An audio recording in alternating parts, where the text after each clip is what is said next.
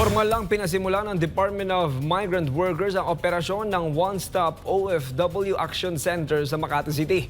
Layunin nitong magbigay ng komprehensibo at mabilis na serbisyo sa mga overseas Filipino worker at sa kanilang mga pamilya. Si Jerry Light sa report! Matatagpuan ang bagong action center sa Malugay Street, Barangay Bel Air, Makati City. Nag-aalok ito ng tulong sa mga OFW mula sa pag-alis nila ng bansa hanggang sa kanilang pananatili sa ibang bansa at hanggang sa kanilang pag-uwi at muling pagsasama sa kanilang mga pamilya.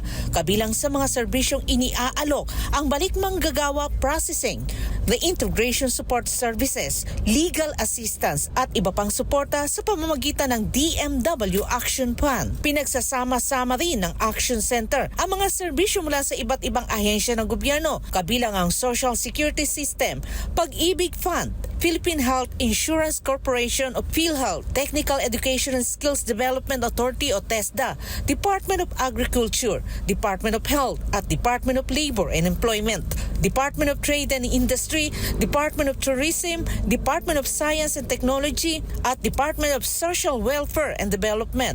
Isa sa mga tampok ng bagong center ay ang Migrants Brew, isang cafe na nag-aalok ng libreng kape at merienda sa mga bumibisita na OFW at kanilang mga pamilya.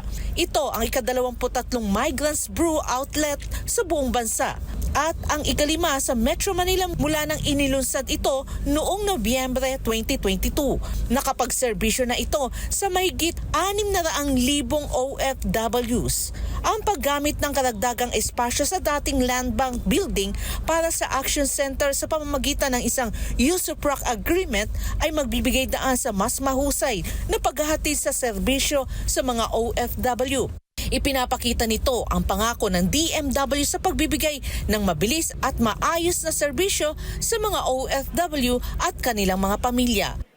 Services are made available beginning from their departure from the country, throughout their overseas deployment, and all the way to their return and reintegration with their respective families and communities at home. Para sa Diyos at sa Pilipinas kong mahal, Cherry Light, SMNA News.